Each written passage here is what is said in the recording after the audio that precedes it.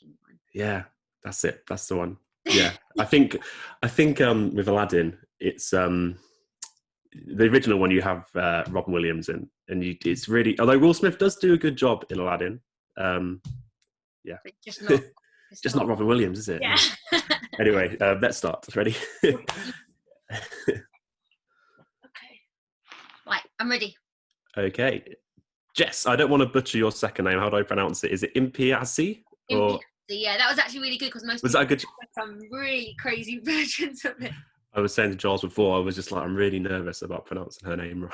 Yeah, honestly, I second name wrong. A podcast was in America the other week, and he's like, Jess Impiazzi. I was like, close. We was live recorded. I was like, okay, I can't. It's like Impiazzi, but we'll go. We'll go with it. So how have you been? How's this year been for you? It's been good. Well, it's for a year like this. It's you know, having 2020 being how it's been. I think I've managed to hold it together quite well with doing like my book. I've been writing and starting a new one. And I always think as long as you keep a project going, you can kind of keep your mind occupied. I think that's the most important thing. Mm-hmm. Yeah, so you've been able to sort of keep productive over this last year. Yeah, I was just giving myself like routines. Like I'll get up and write a schedule for my day, and I think sometimes a bit of routine helps us through stuff, because otherwise you can get a bit complacent and think, I'll do it later, and a week later it's not done. But if you can kind of put your goals down, I normally write them down of an evening the night before, so that when I wake up I know what I need to achieve, and that sense of achieving something by the end of the day puts me in a good headspace.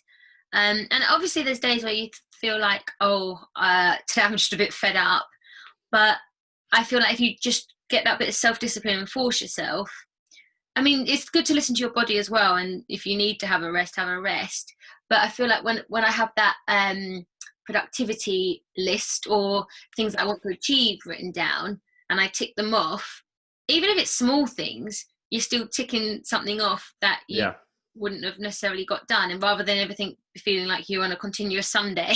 Yeah, absolutely. And it's I guess it's nice going to bed as well, looking at that list and being like, yes, I've done that today. Yeah, it's just nice to, I feel like it puts me in a better headspace, because then I'm like, I hate the feeling, and this is something I need to work on actually, is like, if I'm not productive all the time, I can be really hard on myself. And so I'm trying to find a balance of where I can relax without feeling guilty or furious at myself, but at the same time I don't want that to be, something that rolls on and then actually you get in quite a depressive state, I feel like, if you don't feel like you're doing something or achieving something. So there's a balance there, but I try now, since the lockdown, I learned to do like Monday to Friday as if I'm at a normal job doing my work. So I'll sit down, do my writing, write some articles for my company or my book, go for a run, seeing that we can't use the gyms, and I feel like that just keeps me in a place where I'm able to keep going and not feel like I'm falling apart, kind of thing. Mm-hmm. No, yeah, I get that. So, I mean, how's it been? Because, you spoke out openly about mental health and depression before, and I'm suffering myself. I've dealt with depression a few years ago, and when it was the first lockdown, although I hadn't dealt with depression for a while, it was starting to creep back in again. But I think that's because you're kind of dealing with all the things that I would use to kind of keep myself going were all closed at the same time, whether it be the gym, whether it be church, seeing friends, or whatever it might be. How has it been for you? Yeah, I feel like that it's very easy. We use things such as the gym, or we've all figured out tools that we use to help us with depressive thoughts.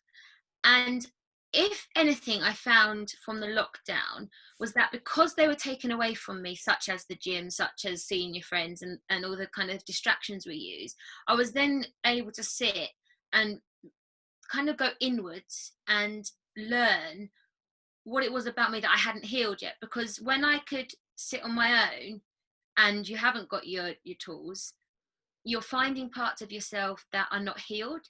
And I think depression comes from parts of our upbringings, everything that we've gone through in life, and everyone's got a story that something's happened to them to cause these things.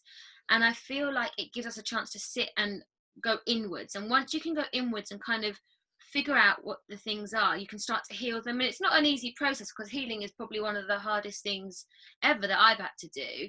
But I would look at old traits or old triggers that would make me feel a type of way, and now learn to deal with them in a different manner. Because if I hadn't healed them at this point, there was obviously something I hadn't healed and I needed to try differently. Because if we keep going to try and use the same way we deal with something and it's not worked, it's never going to work on the same rotation. So if we try something new, we get a different result. So I kind of just sat with the things that I could feel upsetting me and tried new ways of dealing with it. And that kind of helped me as well, because it was changing my thoughts. And when your thoughts are changing, your life begins to change. And if I, for instance, though, there's times when I sit here and I'm like, oh, I'm going out of my mind today. And I don't want to go for a run. I don't want to leave the house, but I will force myself, because I will think of the feeling after that run or walk through the woods. I know that whenever I do that, I feel better. So that immediate feeling I have, whereas like I'm fed up, I don't want to go out, I hate my life today, and all them awful feelings that come rolling in, I kind of try and put a stop, because it's like a snowball, isn't it? Once you get that thought, it starts going right really quickly into an avalanche.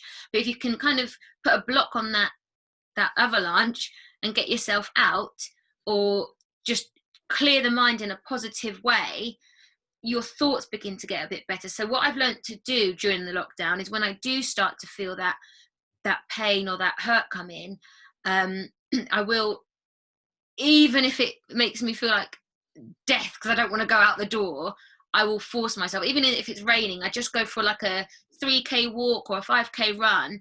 And for the first 2k, I'm probably like, oh, what am I doing? I'm fed up. I don't want to be out here. But by the 4th, 5th k, my mood's lightened. And then we know that the body produces endorphins when you do exercise or you're out in nature. And I'm kind of forcing them endorphins to come in and take over the depressive thoughts. So it's like it will shift my mind. And because I know it does that, I'll go out and do it. And it's a productive distraction from the depression. And I feel like there can be negative distractions, which I did when I was in my early 20s. I was highly depressed, suicidal, on antidepressants, and I would go out, drink, and that's all I would do. And that's my negative distraction, and it actually worsened my life. But when I found productive distractions, whether or not I want to do it, I used every ounce of self-discipline I had, and I made sure I was out. And I kind of shifted the idea of discipline, because when we're younger, we're told, oh, you need to be disciplined. It's like a negative, you're in trouble, you shouldn't be doing it. But actually, self-discipline to me now is a state of love for myself. Because if I love myself enough not to go and eat 20 pizzas that day because I'm fed up and emotionally eating, I know that I'm actually looking after myself. I'm going to go and make myself healthier food, and actually that's going to make my body feel better, which then helps my mind feel better. Same as if I go for a run, rather than having a drink sitting at home, knowing that tomorrow's probably going to be 10 times worse because I've got myself in a state. If I go out for a run and do a positive distraction, I'm automatically changing the thoughts and making myself feel better.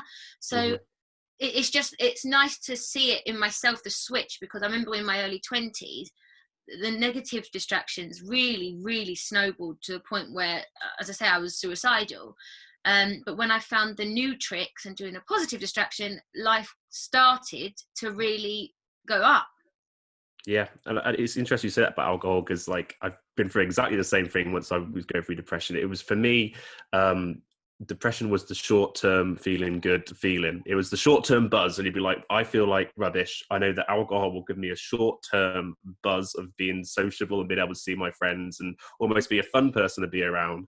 But the come down after that for the next several days, perhaps it could not necessarily on the Sunday. I always found that Monday, Tuesday, if I was out on a Saturday night, I might be a bit hanging on a Sunday, but then Monday, Tuesday, Wednesday, I'd just be like, wow, I'm in a really dark place now, like from this alcohol. And it's really interesting, because I think sometimes you always try, because we enjoy going with our friends and having a drink, but it is one of the worst things you can do. I mean, alcohol's a natural depressant, right? So when you're feeling rubbish and you're drinking alcohol, it just really escalates things. And when I was at my worst as well, in terms of depression and low mood, it was always the worst times when I was drinking. and you have to almost have a realization that, okay, I have to take the negative influences out of my life, because it's like you said, you know, when you're repeating the same action, I think there's that quote, isn't there? Insanity is repeating the same actions but expecting different results.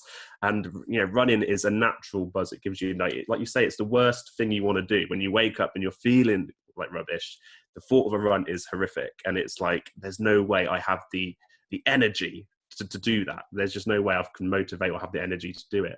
But once you start doing, you know, the feeling after, the sort of euphoric feeling you have after you've had a good run is amazing. It almost kind of makes you feel alive again. You know, it's the only way I can describe it.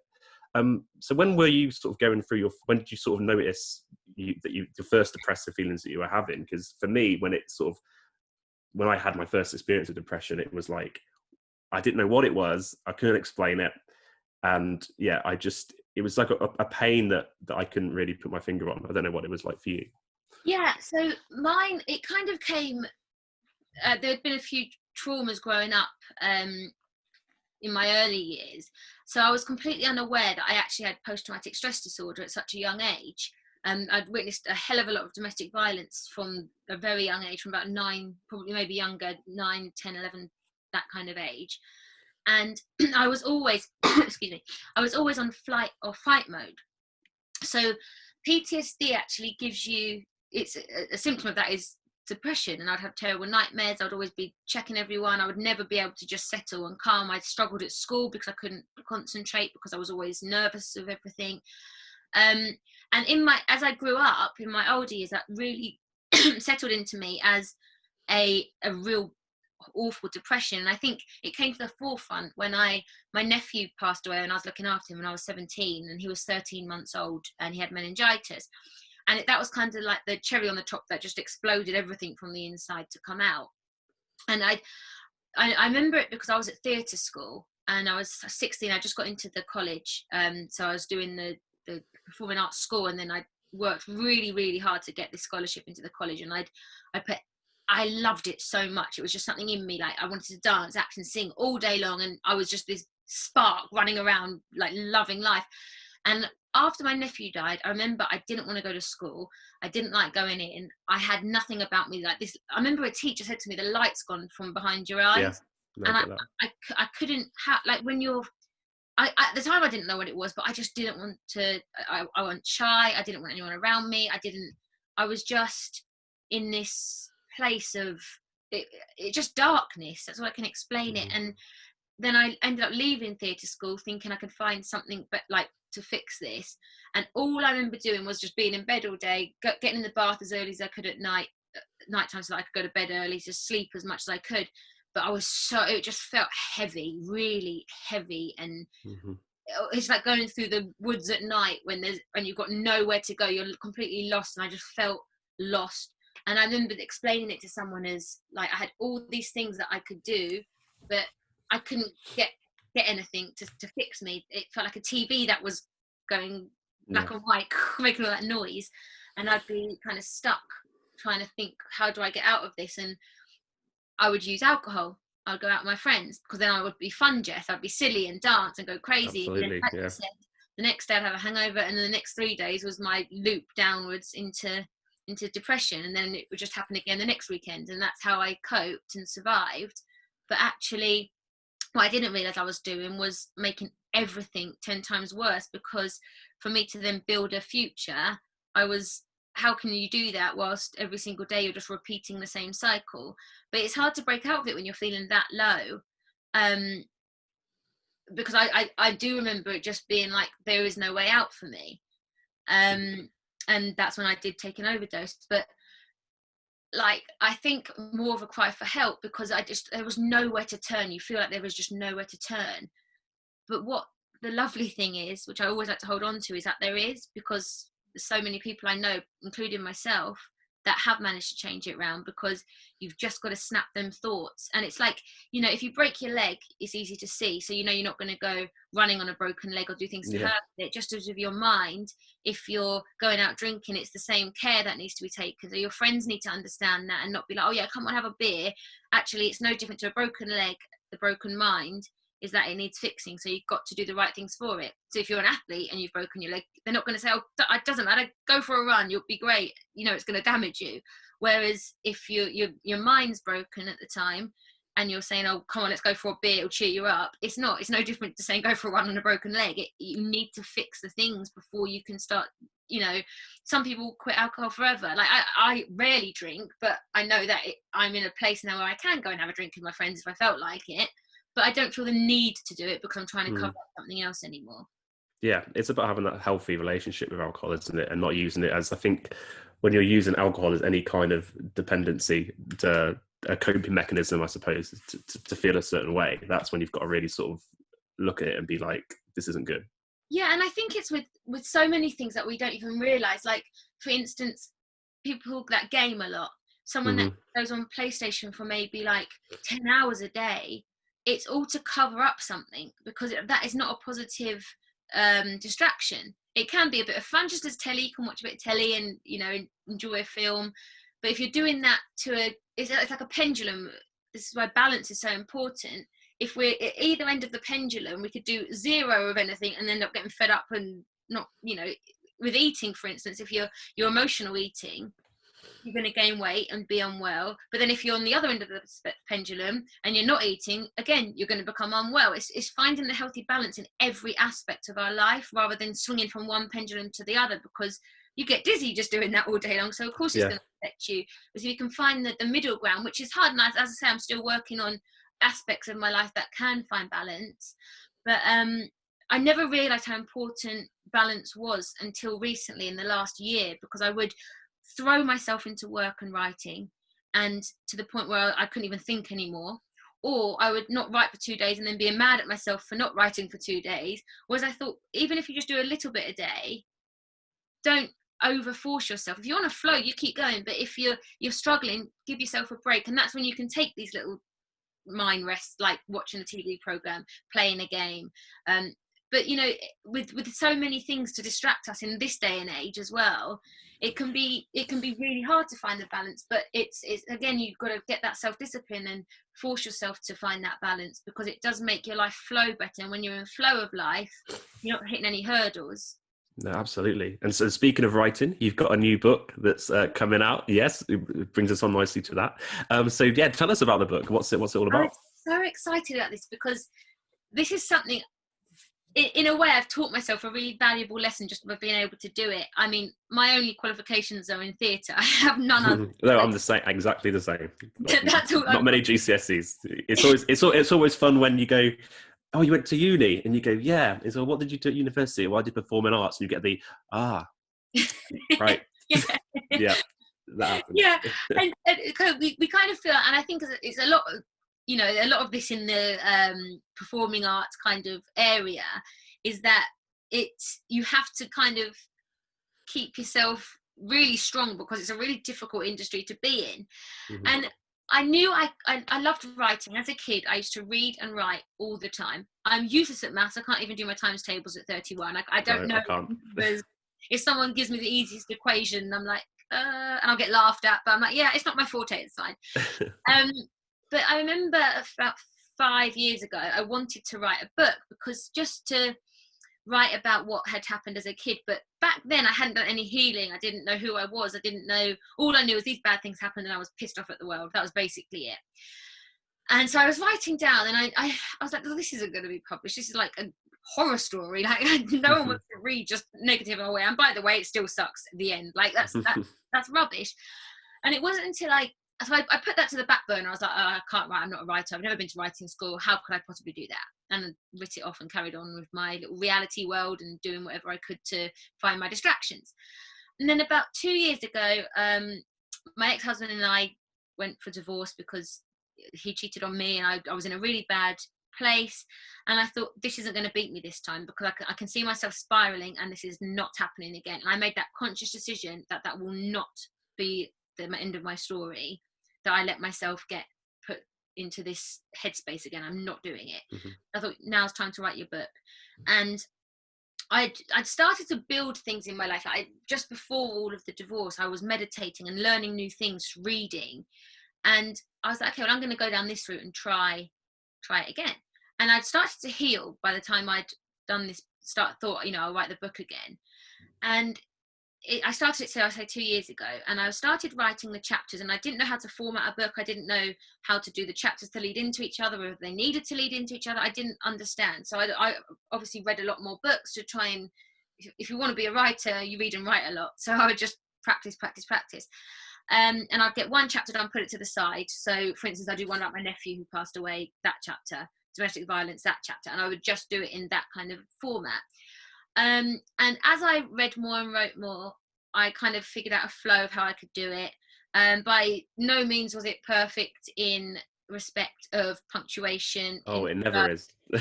in spelling, of course it wasn't. But I just carried on going, and I said to myself, I'm going to have this book in double-edged. I'm going to walk into a bookshop, and I'm going to be able to hold my own book. And I kept that image in my head, which kept me writing, because I'm not going to get that unless I do this. So I just carried on. And then I got a agent who liked the story, and they helped me kind of edit it together, and fill out the bad punctuations. And they sent it out for me, and I got my publisher. And I was so proud of myself for it, because it's one of them things where I sat and I thought, I've done things here that I've managed to change my life around with. And I wanted people to know my real story, because people had seen me on like reality TV such as MTV and Celebrity Big Brother, and you kind of are shown like, when I did MTV, I was still my young, crazy, I'm going to drink alcohol to fix everything stage. So no one really knew me. And then Celebrity Big Brother, it's 40 minutes a night, and you don't really sit of 24 hours a day. You're not really seeing things, but people did notice a change in me from MTV to Celebrity Big Brother, because that's where I've been doing the healing on myself. And I wanted to write my real story so people knew what had gone on, but I also wanted to show people that there is a silver lining to every hardship we have. And in fact, I'm so glad I went through depression. It's not a nice thing to go through, but it showed me what I needed to fix in myself, because I didn't want to live till 80, 90, whatever I'm going to live to. We don't know what's on the corner, but if that was the case, feeling how I did, there was no point in that.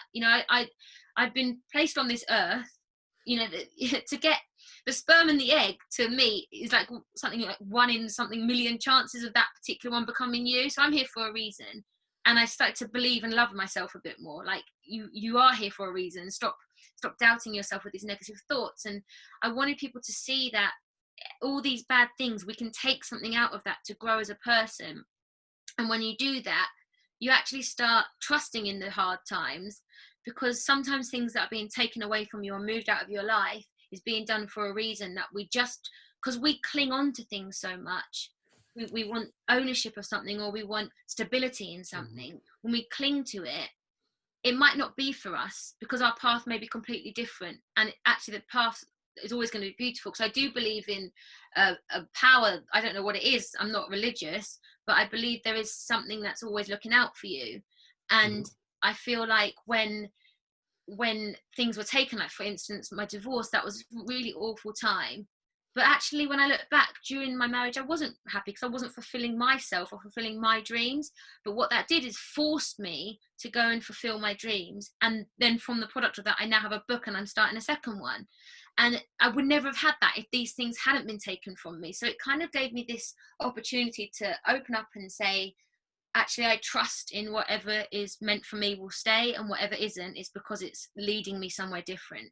And embrace that change. So I embrace the fact that if something's going, something new and something wonderful will come in, and which I wouldn't have been able to have if I hadn't have released what was already there. Yeah, absolutely. And I was going to ask you your time on your reality shows that you've been on, because I was actually going to say, how much of it do you think is a true reflection on you as a person? Like, I mean, would you say it was? Are you with those shows? I've always wondered, are you almost encouraged to behave or be portrayed in a certain way, like the producers or whatever, that they try and, they have an imagination of, like, in terms of an ideal way that you're meant to look on television, that for them, for entertainment, I suppose, the purposes. Yeah. I mean, how much of it do you think truly reflected who you really were? I feel like, especially for MTV kind of shows, they're young, they have it's almost like casting a soap, isn't it? You need the the crazy fun one, the crazy one. There's always like a stereotype that they want because it's going to create the best show. So on that show, they definitely would construct a bit of reality. So I'll go over there and talk to this person and the cameras are going to be there, or if you're going to do this, we're going to film that up there. So that was quite constructed. But since doing reality TV, I kind of feel there's nothing real or reality about being chucked in a scenario of people you hardly know and living with them with no other communication to the outside world for however long.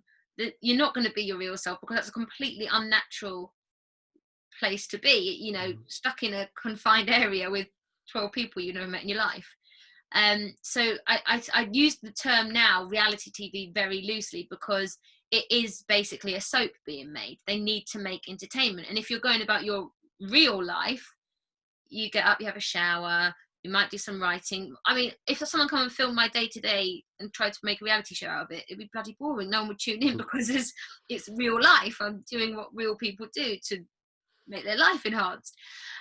So obviously in these situations, Celebrity Big Brother was a bit different to MTV, whereas you were just left to your own devices. On MTV, you had producers running around talking to you, taking you out here, setting up scenarios where they know there's going to be a drama. So I would say that's more like an episode of EastEnders without a script.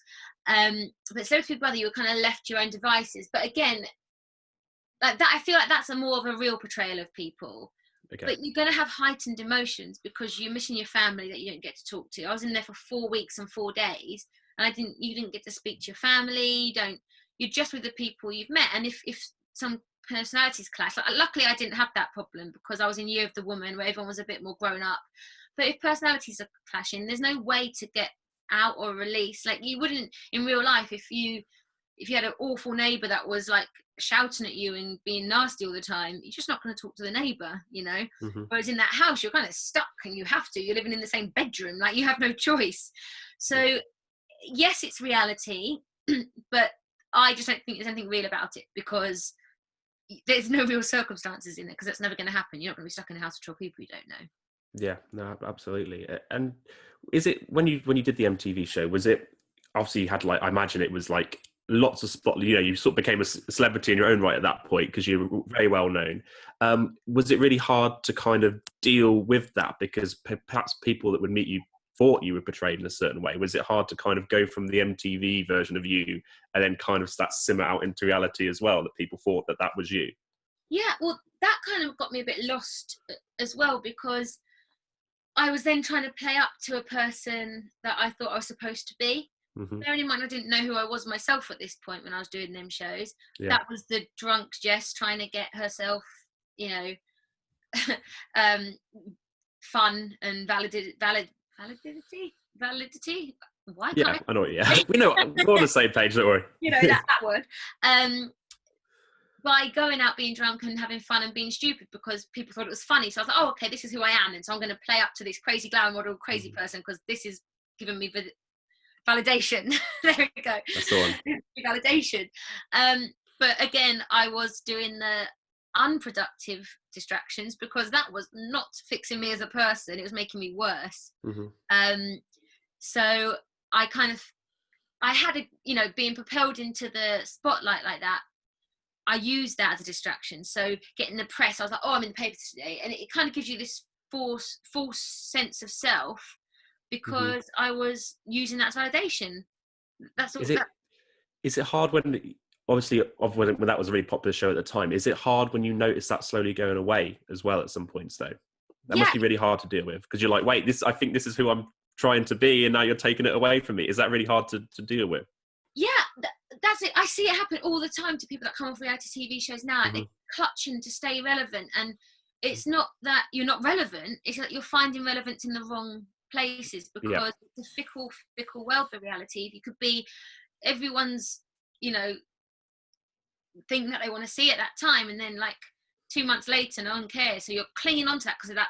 You're clinging on to that validation, and it's not who you are, and it's not helpful. And you see people completely lose their souls by trying to hold on to a fame, because that's what they've clung to as who they are. but that's why I took a step back from it in the end. Like after Celebrity Big Brother, I tried to do a few more shows, and then I just was like, you know what, this is dangerous for my health.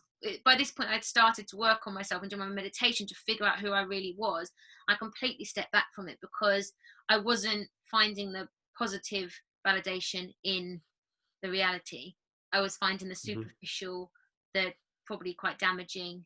I was acting in ways that I wouldn't act out in public to get press, and it was kind of this hole where you can kind of get stuck. And if you get stuck too much in that, you see it all the time in reality TV, people getting really bad depression. We've had lots of suicides, and it can be quite a dangerous game, because let's be honest, the press, which yes can help me in some ways, like there's some really positive press with the book, that's what I'm after now, to help other people. Because if my story can help other people, that gives me my validation, because I've lived through it, and therefore I feel like I've done something to help someone else, rather than just having this selfish, superficial validation. I'm getting it from a source of, actually, do you know what?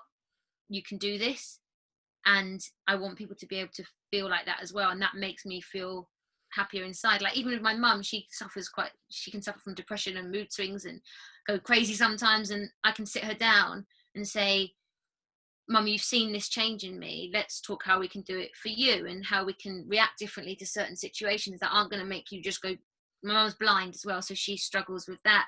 But I try to find ways that she can change her patterns. And I feel like that's a helpful source of validation for yourself, because you're also helping others. And it's not coming from a place of me being like, oh, selfish, as in, oh, I'm doing this because it's making me feel good. Yes, helping others makes you feel good. I think with anyone that has actually helped someone, it makes you feel good. But it's actually changing the world, because the more people that are feeling good about themselves, the better everyone's going to feel as a whole community. Yeah, no, absolutely. I mean, you talk about the press as well. It's nice that you're getting positive stuff at the minute with the book as well. But there also is the negative side of it. I mean, you look at Caroline Flack, for example, who such a sad story, because she seemed like such a bubbly person, and a person that everyone would want to be around. It was lovely. I'd met her a few times, and she's a really, really lovely person. And just beautiful smile. Just a really nice. I remember I went onto Love Island to do the panel one day on the first series, and I met Caroline. I was really nervous. It was my first live TV thing since I'd been on MTV, and I was really terrified, and she made me feel so calm and so welcome, and she was just a really great person. And this is what I meant to say actually about the press. You can have your positives, but once you get caught in that fame game of the validation through it, it kind of becomes like they feed off it. They want to tear someone down. If someone's doing well, they want to rip you and tear you down. So if you've gone onto the path of that, you've got to be very, very strong, because even the strongest of people, it can tear you down. Like, for some reason, the world has gone into this, the media world anyway, have gone into this place where they just love to tear people apart. And I do blame social media slightly for it, because what's happened is it's given people, it's acceptable to talk about people in these certain ways and tear people down, because the media are doing it. So why can't people do it on social media? They'll just be like, oh yeah, look, and then just roll with it. And people are forgetting people are humans. We're all going through the same stuff. People kind of separate, oh, if you've been on TV and you're going in the paper, that's your fault, you open yourself up to it. Well, no, actually, why? This is the one thing that always baffles me when people say you're opening yourself up to it. No, what the main problem here is why you feel the need to be so disgusting and awful to another human being. That's what needs to be addressed, not the fact that someone's opened up themselves to go on the TV for your entertainment. This doesn't mean you rip them to shreds by their looks.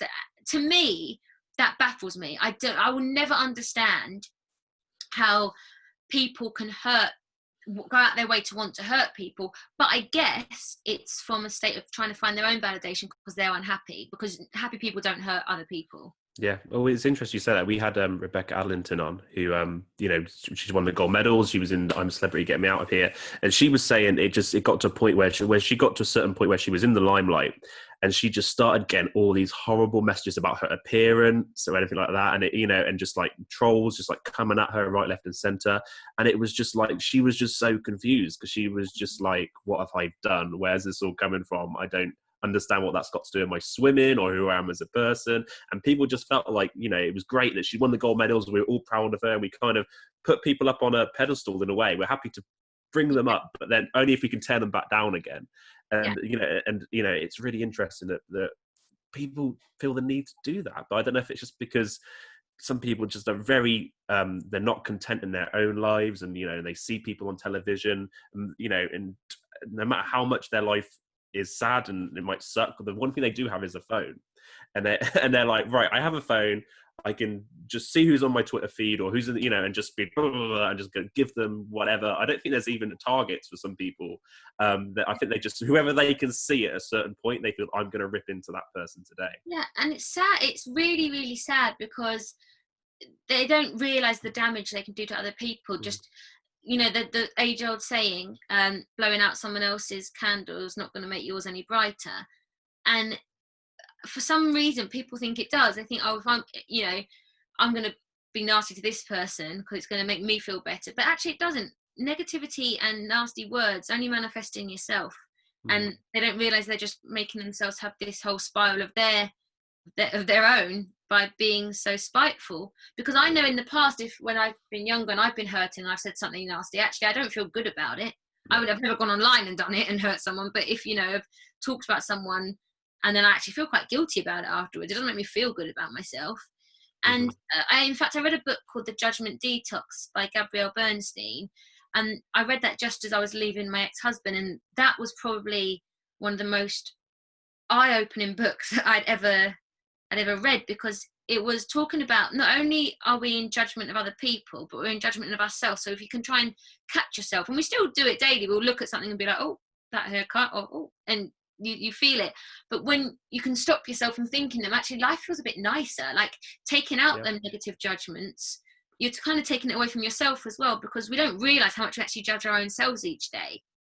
And that book really helped me to not judge my ex-husband for the cheating. I sat there and I wrote down my judgments. There's a whole section of it where you kind of are interactive with the book, and it really was so helpful. And I can't suggest, if anyone's a troll and they're really not liking their life and listening to this, read that book, because you will understand how it can affect you doing things that we do each day, but we don't even realize we're doing it, with the chatter in our head, the judgments upon others, which actually reflect back to ourselves.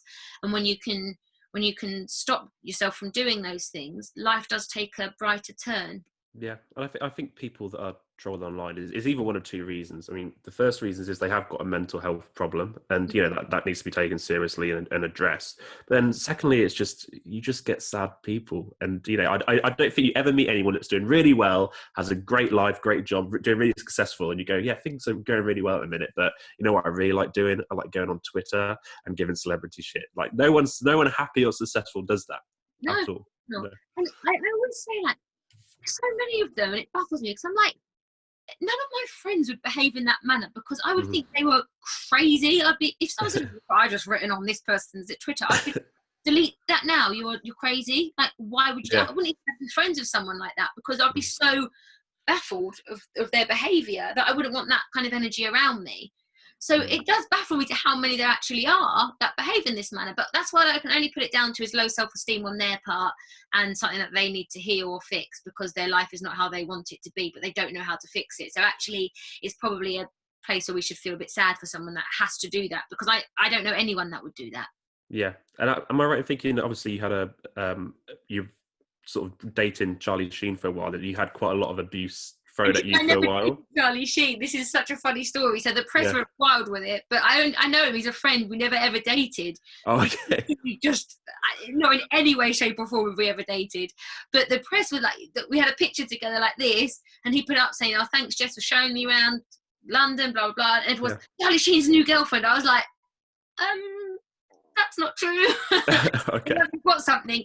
And he did this really funny, so he was on Piers Morgan Life Stories the day after we'd done the Jack the Ripper tour round Whitechapel, and Piers Morgan, that the press had done front cover story that day that I was his girlfriend, and I was like, this is not true. So Piers brought it up, and Charlie just said, although this is one rumour I would love to be true. So he even told people that it wasn't true, but it just ran for ages and ages. Yeah. Oh God. And then I was getting trolled terribly, and he texted me, he was like, you okay? And I was like, I'm fine. But people are nuts. Like, I didn't realize how nuts people could be. Yeah, I know you got a lot of abuse over that. So yeah, I wondered, you weren't even dated. It wasn't even true. So Okay. this is why it didn't really affect me so much, because at first I was a bit like, oh, this is ridiculous. But then after a while, when you get the spiteful ones, you're like, oh, hold on. But then you've got to know yourself. And when you know yourself and you know what's true and what's not true, it's really hard for people to actually hurt you.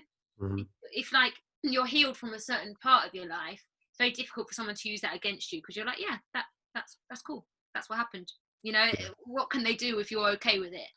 People can only really hurt you if you're beginning to not be okay. So maybe that could be a place for us to go, okay, I'm going to heal that part of me now. But yeah, the whole room was just, it went on for ages, went around the globe, literally all the way to New Zealand. Like, I was getting all these messages. I was having his hardcore female fans saying, he's mine. And I'm like, that's fine. He's not my boyfriend. But yeah, it was a bit much. But in the end, I was just like, I'm not even going to keep defending myself over something that's been taken by the media into something it's not, and it's not true. That's ridiculous. Yeah. So I'm not going to get upset about it. My true friends and everyone who I know personally knows what went on, and it was they all kind of found it hilarious, because they were like, this is not true. So how is this going global? But once someone gets hold of something, they don't care who they destroy. Like, if I was a less stronger person at the time, that could have been really, really awful. Yeah. But you know, you've just got to ignore it and know yourself. And when you know yourself, you can kind of hold your head high and be like, well, if my fake news is literally that important to you, that says more about you than it does me. Yeah, no, I get exactly what you mean. And I mean, sort of going back to how you've recovered, I guess, from your mental health issues and depression. I don't even know if I like the word recovery. I'm not sure if depression ever goes away, but you learn how to manage it. I don't know if that's what you feel. Like, sometimes you learn how to. It's almost like, the best way I can describe it is when you're really going through a bad depression, it's almost like this big black clouds over you, like dangling over you. But once you kind of know how to manage it, you can kind of shrink it and put it away, and it turns into this little sort of bouncy ball you can just kind of put it in your pocket and forget about for a little while. I don't know if that's sort of similar experience for you. Yeah, no, I kind of feel, I like to say that I have recovered. I like to say I'm healed from that. Okay. But I do understand that sometimes, because them thoughts have been there previously, they are able to pop back. It's memory. That's how memories work. Yeah, So I know that I can quite easily go back into that state if I wanted to. If I wanted to do the bad things that trigger it, I know that I could easily fall back into that. Yeah, and I feel like I trust in myself and the self-discipline I've given to never go back there. Yeah. But I do know that if I did falter in certain areas, I could fall back there. And recently, I was having to move house, and I was starting to get myself in a fluster, and I thought, okay, stop, do it differently. So I know it will be maybe in the background, but it never comes forward enough for me to be worried, because I know I stick to these ways of. It's just the knowledge that I can use a different thought. I can, and in fact, I'm not saying to suppress or push anything down, but if it's the same one coming up that I've learned to deal with, you do the thoughts that you've learned to deal with in the first place, and you can kind of push it back down. So I understand what you mean. Like, it's a little ball in the back. Yeah. It can pop back, but you can just ping it back. Yeah, ping it back away. Yeah. Yeah, no, exactly. Yes, I mean, how's it been? Did you find writing quite therapeutic as well? Do you know what? Definitely. I didn't realise how much until to this point, really, when the book's about to come out, because when I spoke about things that had happened in the past, I could do it in a way that I was like, I would just talk as if it was just facts. There was no emotion behind it, because I'd learned to just away. I get that. When I wrote it down, I cried whilst writing some of the book, because it was really pouring out. I had to go back to every emotion and feel it.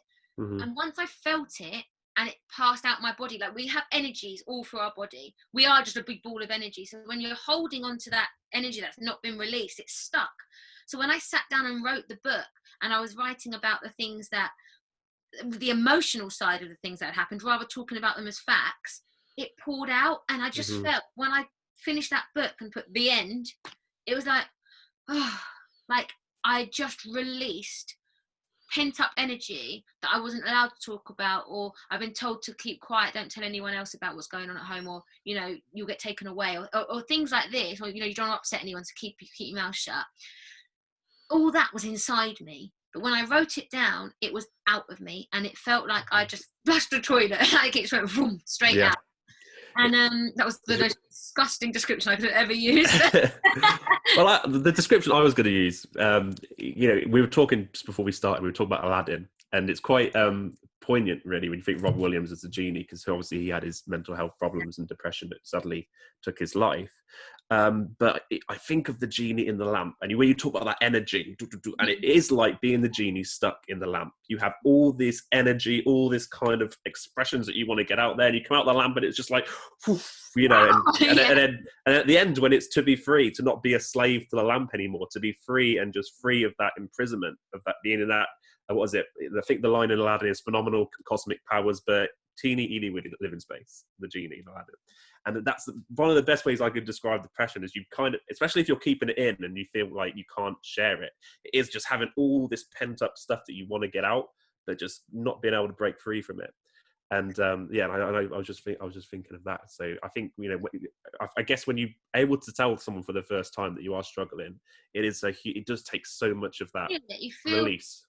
A release. And I think whenever you're kind of holding something in, it's not good for you. It's like, with anything, if you hold anything in, it's going to be bad for you. You can't sit there and just push things down, because it will manifest in different ways, anxieties, depression, and you've got to release whatever you can, because that way you're healing. That's all part of healing. And it can be, like I said, when I wrote the book, parts I was crying with the emotion that I was having to bring up, but it felt nice getting it out. It just felt nice to push it out of me.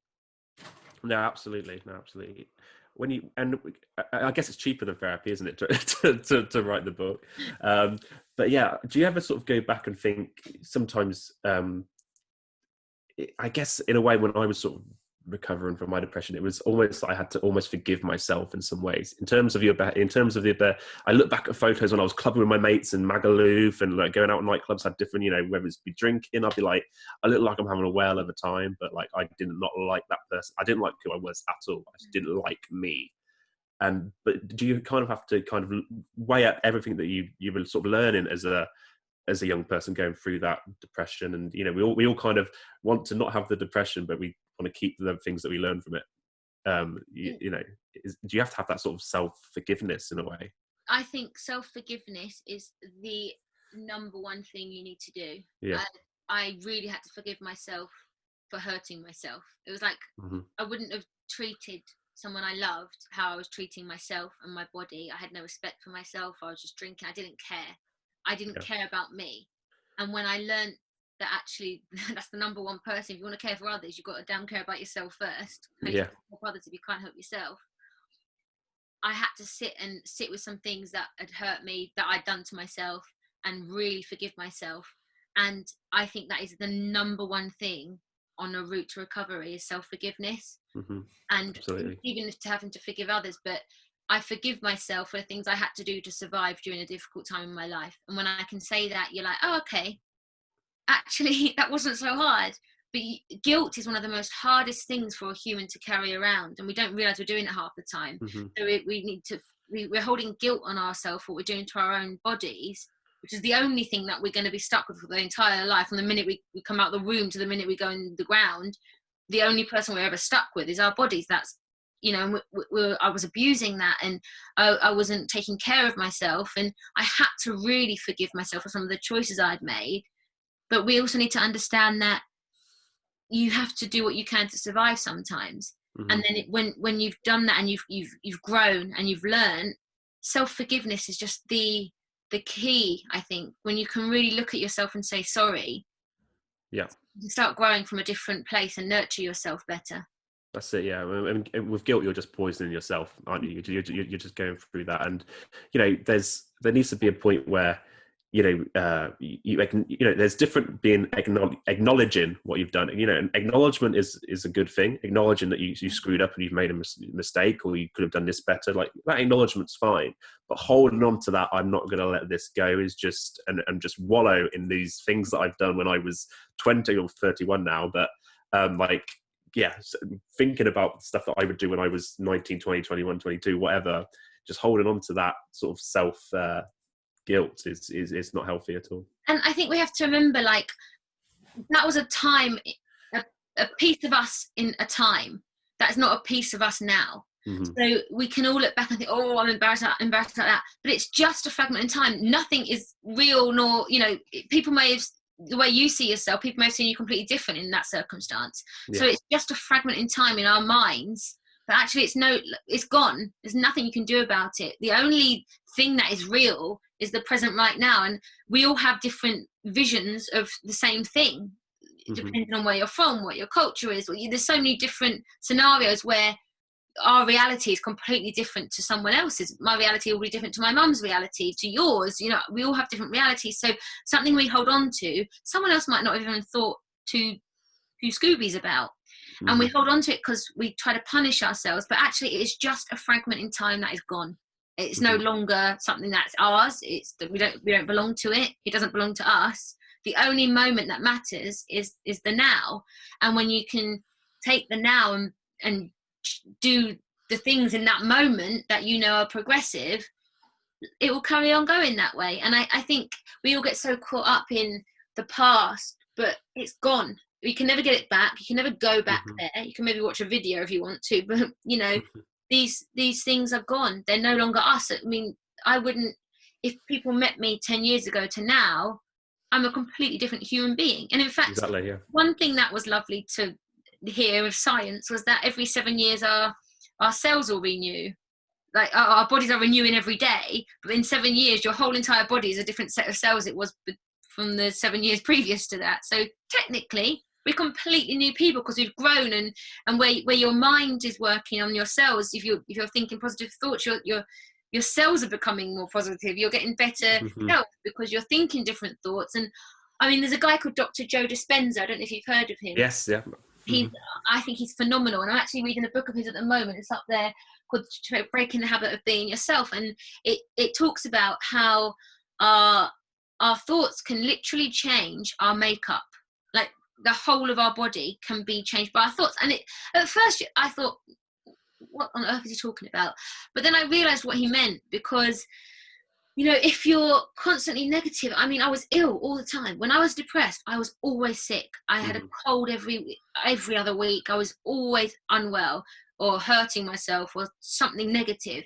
When I pulled myself out of that, I've never been sick, because I'm pulling the good energy and I'm unblocking things. And if we're blocked, stress is one of the number one killers, with like heart disease, strokes, heart attacks. Stress is what could change your hair color, and that's just thoughts. Stress is just thoughts. So if that's happening, we've got to remember that we have the power. Our minds are so powerful, and it's something I never really realized until about a year ago, the power of our own minds, and it's pretty special. Yeah, no, absolutely. And just talking about that now, there, how are you doing now? You're doing great now. I mean, what's going on with you now? You feeling great? Feeling great, yeah. Feeling great. I just practice it every day. I meditate every day. I found new things that help the inner Jess, and the inner Jess then projected an outer Jess that was loving life, basically. And as I say, there's still days I think, oh God, and that little ball can pop out, and I'll be like, not today, I'm going to go and meditate. So I feel like we need to still our minds. I do. That's why I meditate so much, because it's like a bath for your brain. We get in the shower when do we ever get to completely cleanse our own brains? Because we have that constant chatter in the back of our minds. We all have that little voice that doesn't shut up. When you meditate, you can get rid of that, and it's just that cleanse. So I make sure I do that every day, because that puts me in such a better headspace. I like to go out for walks and runs, and I like to keep writing. And I kind of found who I am without the influence of outside people telling me who I should be. And I became comfortable in myself. And once I did that, my life started to really change around. So I feel good now. Brilliant. And I'm really looking forward to reading your new book. And yeah, any other plans? Are you going to continue writing, or are you looking to get into acting or anything like that at the minute? Yeah, so acting, I did a couple of films last couple of years. One's been delayed because of COVID; it hasn't come out yet. And I've got 3 auditions, and I nailed them all. Got the parts, and all the productions have been pushed Amazing. to January. So that's hopefully in the future. So I'm not gonna. I mean, that could be like, oh, you know, COVID's ruined that again. But no, all it's done is meant that this year now I can keep writing my second book, which I'm on chapter 5 now. My second book, which is a self-help type book, and just tools that I've used and I wanted to share with people. And then that means I can get that done quicker. And then when COVID goes away and I can get back to filming, I've got all that to look forward to. So actually, I've just seen it as it's just given me a bit of an opportunity to do this before I go back doing what I also love in acting. So I feel really positive about it all. That's amazing. And just to finish off, Jess, if there's someone listening that, you know, is someone that looks up to you and is struggling, going through similar experiences to what you have, that might be really inspired by what you've been saying, what would your advice be to them? I would just say, like, try and find you. Make sure you're doing make sure you do your inner work. Your inner work is what will change your outer world. So when you're struggling, you need to go inwards and not look for distractions outwards. You need to meditate. You need to talk to people, get these things that are inside you out, and you will grow. And there's always a light at the end of the tunnel. Amazing. Jess, it's been great talking to you today. And yeah, thanks for coming on. Thank you so much for having me on. It's been lovely. Cheers. Thank you.